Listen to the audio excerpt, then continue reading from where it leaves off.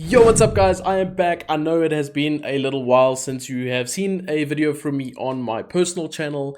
Of course, you guys know, or a lot of you should know, that most of my content has been on the Stomp Wrestling YouTube channel, but things are going to change. And that's not to say I'm not going to do content on the Stomp Wrestling channel. That is my bread and butter. But you guys know, I have a little bit of a soft spot for retro pro wrestling, classic pro wrestling. We're talking 80s, 90s, early 2000s, the old school stuff. So that's where this channel's changing a bit. My idea is we're going to run two timelines. One, we're going to go in chronological order on the major pro wrestling companies' pay-per-views and shows. So that means we'll start with probably 1983 Starrcade, and then go in chronological order, and then if a WWE show is next, we go to that one. So my idea is to run that timeline. But at the same time, I want to keep up with some of the current shows that are happening and shows that I don't usually cover on Stomp Wrestling for whatever reason. Like, we tend to mainly cover WWE stuff over there, and I think it's time for a little bit of change. I want to embrace some of the pro wrestling I watch away from WWE. So with that being said, we're doing a WWE review today, and it is a kind of a blend between the retro and the new, because it's Saturday night's main event that happened on Saturday night, in the title of the name, and we're doing a quick review on that. So this is the one timeline, the new stuff, the current stuff. We got the old timeline, which is going to take me years and years and years, but I'm in no rush. I do this for fun anyway. I don't make any money from this stuff. Hopefully one day we can do that so we can better the channel and grow as a channel, but for now, this is a hobby for me. This is what I do. I want to enjoy the shows, I want to watch the shows, and why not do a review on the shows when I watch them anyway? So, will this timeline ever meet this timeline? I don't know. Stardust. Anyway, I don't know, but we'll see if we ever get there. So, with that being said, let's talk about WWE Saturday Night Main Event. So I first want to talk about the presentation of the show before I get into the matches, because quite frankly, most of the show was match, commercial, but just matches. There were no segments, no backstage segments, none of that stuff really. It was just matches. So let's talk about the show in its presentation. Firstly, feed me that nostalgia. Feed me that nostalgia. When I saw the red, was it blue, red, blue, red, white, blue, I don't know, the various ropes, the red, white, and blue ropes, something in my heart just felt warm. And I know that's real silly to say, but a little bit of nostalgia doesn't hurt anybody, man. It doesn't hurt anybody. We got the old Saturday nights. Was it the exact theme, or was it a slightly different theme? I'm not quite sure, but we got the old vibe towards the entrance, or the theme of the show. I really loved that. Then, of course, we had, another thing, the closed crowds on the entrance. I love that, man. Something about the wrestlers, like the heels, like Gunther holding his hands up as walking through because he doesn't want anyone to touch him.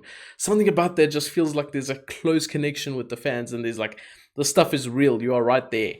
But that's a thing for another day. JC the Body Ventura was on the show, and we cut to segments throughout the night, or not segments, but kind of like a panel with Joe Tessitore, if that's how you say his name, I still struggle with it, and JC Ventura just breaking down a few things, just a little break from the action. And then, of course, he was on commentary with Michael Cole and a returning Pat McAfee, let's not forget about that, for the main event. But JC Ventura, man, JC Ventura and Gorilla Monsoon is up there as my favorite commentary team of all time. And I think Bobby Heenan and Monsoon might top JC and Gorilla. But honestly, he went straight back into it. It's almost like he hadn't lost a step. Well, obviously, he's not caught up with the product as much. So there was a few moments you could be like, he's trying to fish for something here. But his heel work, straight into it. I absolutely loved it. Straight into Jesse with the Scott, or the bow. Is that what you call them? Boas? I forgot what you call them. All the different colored feather boa things. Absolutely amazing. Having Jesse Ventura on the show gave it a little bit of something exciting to it. Some nostalgia that I could just eat it up all day. Honestly, that's nostalgia is what keeps me going sometimes in when it comes to wrestling. So that's what I had to say about the show, the Saturday Night Live, or Saturday Night's Main Event feel of the show. The commentary team, all was fantastic. So now that we've covered that, let's look at the various matches that occurred throughout the night. And the first match of the card, or of the show, was Sami Zayn and Drew McIntyre taking on each other. And this, of course, comes as a result of Drew McIntyre attacking Sami Zayn a couple of weeks ago on Raw. So what I noticed throughout the match, or throughout the night, most of the matches would start for about 2 minutes, cut to a commercial. And then I don't think there would be another commercial for the rest of that match. This got annoying because it showed a formula. There were 3 matches. I think the first 3 matches back to back went to commercial after a dive to the outside.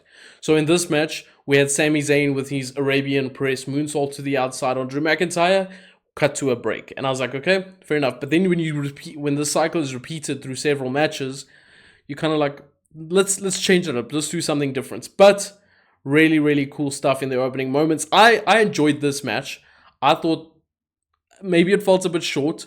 Maybe it felt like these two could have really had a full fleshed out match, but that's not what we got. And I see that is a complaint from a lot of people on the show, and I think it's valid. I think 5 matches was too much for a 2-hour show with commercials. But at the same time, lower your expectations, people. This was not a pay-per-view. This was a TV show on NBC. If you have watched any Saturday Night Live or any why do I keep saying that? Saturday Night's main events, you'd know that at times these shows were underwhelming because there was a predictability factor about them. That is unfortunate. But when we go through our reviews from back in the day, we'll cover those and we will see how we truly felt about those, because I've only seen a couple, but we'll get into those. When the first ad came up, I was like, oh damn, there's ads on the show. I forgot this was on NBC. But when we come back from the break, Drew McIntyre is dominating the match. He has taken control over the match. Sami Zayn definitely playing the underdog face, building some heat onto Drew McIntyre, which is pretty standard stuff. We then get back-to-back power bombs from both men with some really, really close near falls. That was some good action. Sami looked for the haluva kick, but Drew rolled out the ring just in time. And as Drew rolled out the ring, Sami Zayn went to follow him. Drew rolls back in the ring.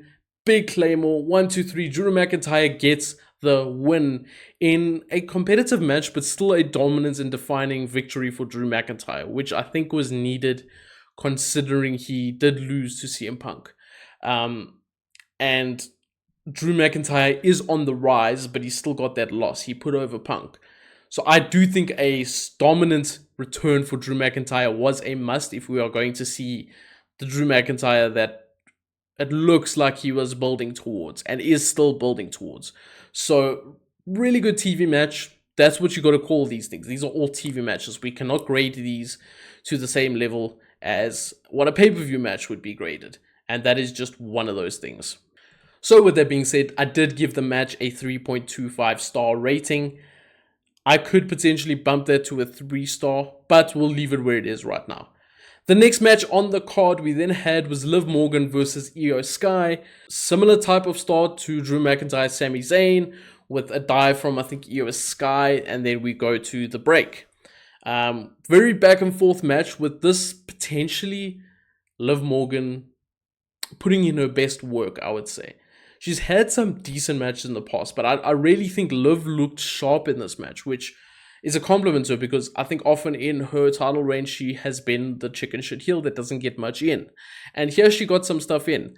The match was a bit short. I will be honest. I wish there was a bit more to this match because I do think if there was a bit more, this could have been Liv Morgan's best match of her title reign. Easily. But then we went very back and forth. So, and then let's talk about that moment with IYO SKY landing the knee into Liv Morgan's nose, like right in there. That was a bit. Liv Morgan's a tough one to go through that and continue the match and finish the match the way she did. Tough. So credit to Liv Morgan. IYO SKY went for her moonsault, but Liv Morgan gets her legs up, kicking IYO SKY in the face, and then landing the Oblivion to get the clean win over a former world champion in IYO SKY. Props to Triple H finally getting Liv Morgan a clean victory that she deserves, in my opinion. So, yeah, I think if they're given these 2 more time, they definitely would have put on a very, very, very good match. But with that being said, I gave the match a simple 3 stars. I do think it was better than average. So yeah, pretty good stuff, and I enjoyed it. I just wish they had a bit more time. The next match on the card was Gunther versus Finn Balor versus Damian Priest for the World Heavyweight Championship. Gunther's presentation fits right into the show. He could have been on Saturday Night's main event in 1985. He could have. He really could have. And that is a weird thing to say, but it's true. Again, straight after a dive to the outside, went to the break. I found this a little bit repetitive. It probably seems like something small to comment about, but when you do notice it over and over, you start thinking, okay, think of something new, guys. You've watched the last two matches. They did something very similar, so why don't you do something different? Anyway, Gunther looked dominant throughout the match. I really like that aspect of Gunther being the final boss in this match. And Damian Priest and Finn Balor having their own issues with each other, but at the same time, they know Gunther is the threat in this match. Damian went old school and then landed a crossbody. That was certainly interesting, but I must say, what I liked about that old school is sometimes the old school looks really silly. You grab the arm, you go up, you do something. But I think Finn Balor, was it Gunther, went for a shot. Damian Priest grabbed the arm, twisted the arm, and then did it.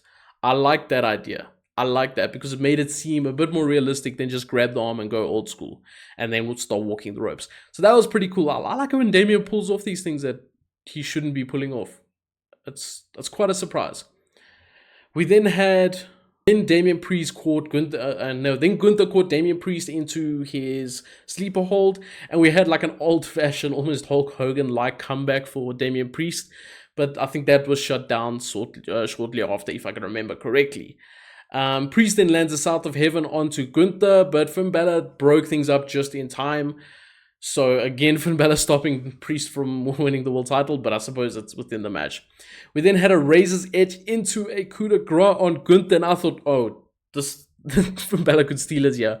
But no, he kicks out just in time. Oh no, sorry, Priest stops the pinfall just in time.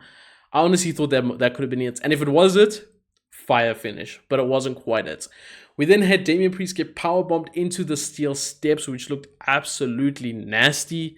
Gunther couldn't get him up the first time, but powered through and just absolutely destroyed him on those steel steps. That was pretty cool.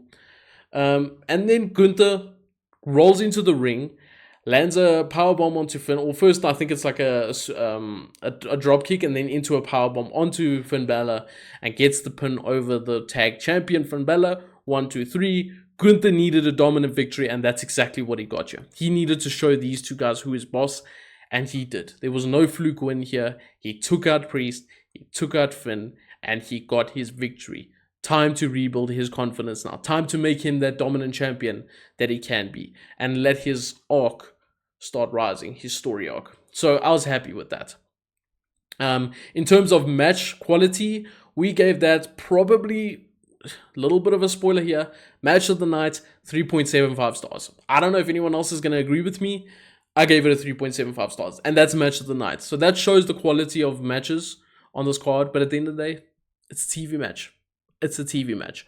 There's always a few outliers in TV matches. But unfortunately tonight, we did not get that. We then moved on to the Women's United States Championship match to crown the inaugural United States champion, and is between Chelsea Green and, that was cringe, and Michin Mia Yim. And I'll be honest, going to this match, I did not mind if either woman won. Honestly, I am a fan of Mia Yim. I've been a fan of Mia Yim, and Chelsea Green has turned me into a fan over the last, 2-3 years now. She is brilliant. She finds TV time every single week, even if it's not wrestling. She's on camera, which shows how much they value her in terms of what she can bring. So that was fantastic. Chelsea Green with the pictures of herself all over her gear, great. Zack Ryder inspired gear, by the way, just putting that out there. Of course, her husband, Matt Cardona, aka Zack Ryder.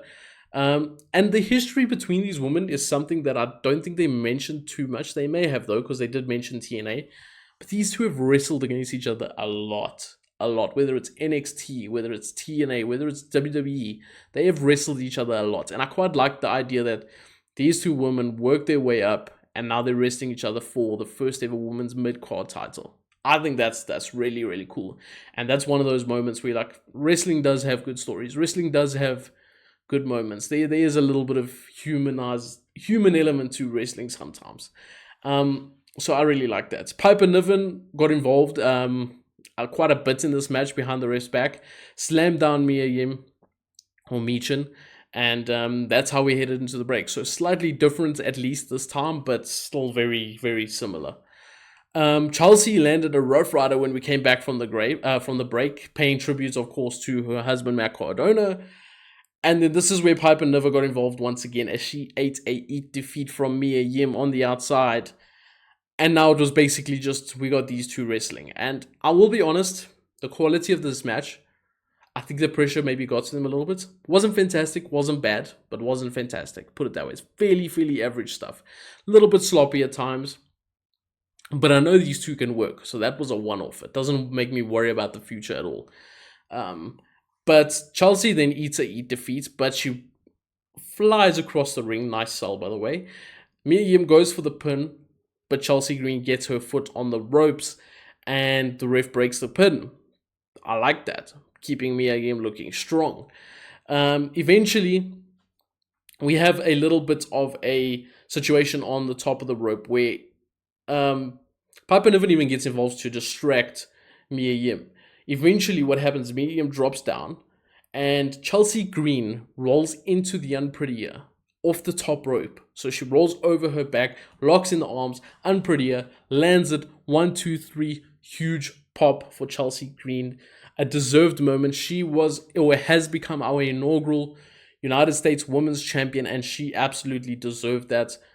I am so happy for her. Well deserved. Great match. Or I lie, not great match. Great moment.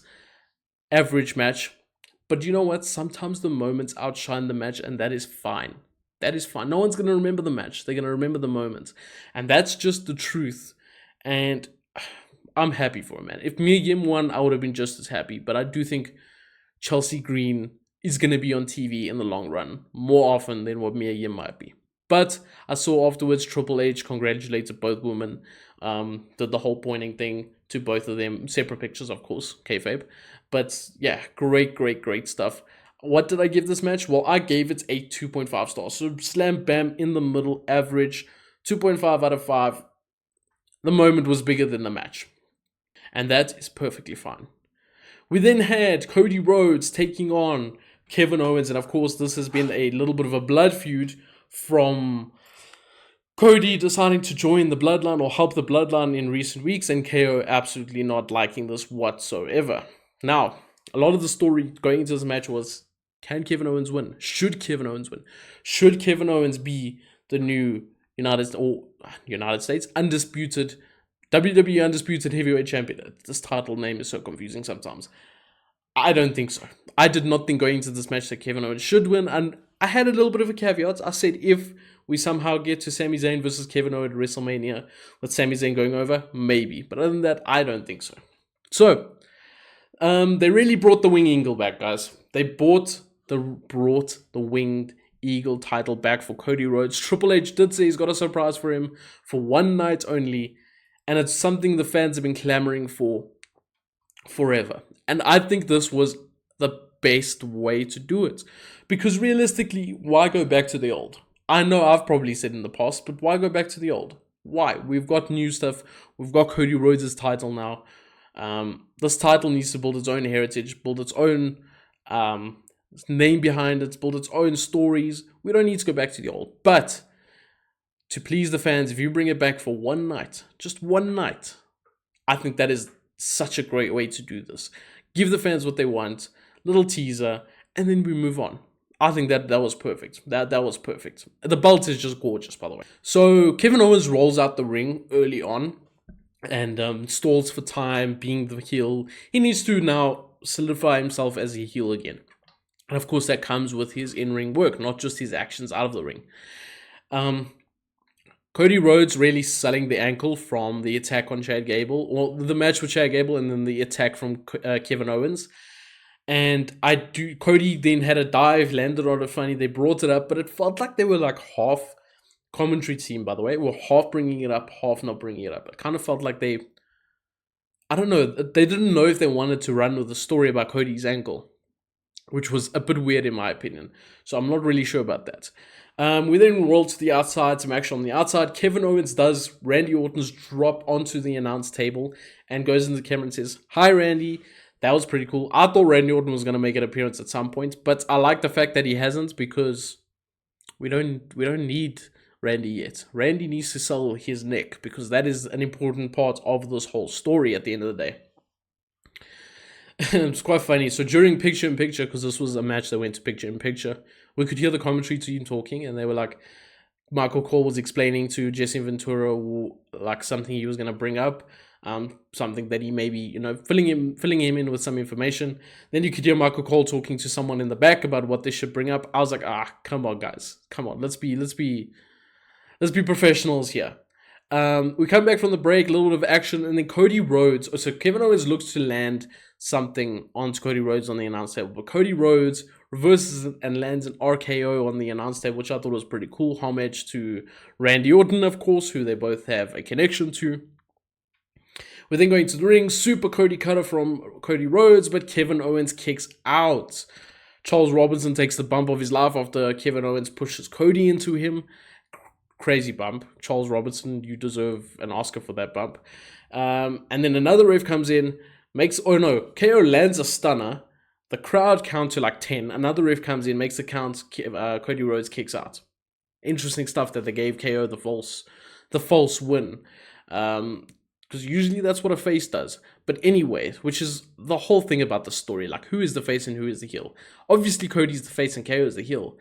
But the things they're saying, they are the opposite. But that's a whole nother story. And speaking of which, we then get a chair introduced as the second ref takes a bump as well. KO goes to fetch a chair, misses with the chair shot. Cody Rhodes lands a crossroad onto the chair. And then Charles Robinson gets it back up and makes the count 1, 2, 3. Cody Rhodes using the chair. A little bit of a heel tactic. Makes the story even more interesting. Who is on what side, actually? But yeah, this was a very fun match. Post-match, though, we had some interesting stuff, but we'll get to that now. I gave the match a 3.5 rating because I thought it was good. Probably the longest match of the night. Still had a lot more to be left desired. It was the one match with a lot of shenanigans. The rest of the matches didn't, which I can appreciate. I can appreciate not every match being some sort of mess up. But after the match, we had Cody Rhodes celebrating. Cuts off. We move on to the next show. But in the arena, Kevin Owens attacked Cody Rhodes and landed his package pile driver. I think it's been like 15 years since we've seen a package pile driver from Kevin Owens. Or like 10 years. So he lands that off. This is all on social media, so if you guys want, you can go check that out.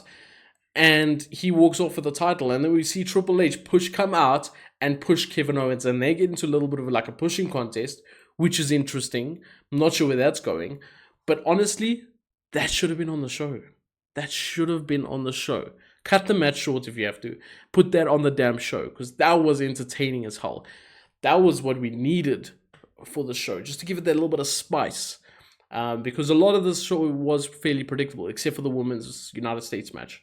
Everything else was fairly predictable because we see the stories to come.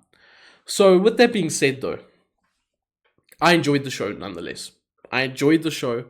I had fun. The nostalgia was feeding me, was feeding my emotions, and I enjoyed that. I know a lot of people didn't enjoy it, but I think they set the expectations way too high for what is a TV show at the end of the day, not a pay-per-view. But that's wrestling fans for you. What can we do, guys? What can we do? So, if you guys are going to be sticking around, I think the next one I'm going to do is TNA's Turning Point. Oh, no. I think the next one I'm going to do is TNA's Final Resolution. And yes, I know Final Resolution happened before Saturday Night's main event. But I really wanted to kick this off with something that was a blend of the two things we're going to see on this channel, which is nostalgia and current day stuff. So, the next one will probably be TNA's Final Resolution. Then we'll probably do New Japan's show. And then we will move on to Starrcade 83. That'll be the order for our next ones. Not sure when they'll be out. I'm going to try do these current shows fairly quickly and then move on to the nostalgic shows, which will take us into the new year. So with that being said, we'll see you guys next time. Hope you guys enjoy this. Hit that hit that like and subscribe button if you want to see more from us or from me, and we'll see you guys next time. Take care. Peace.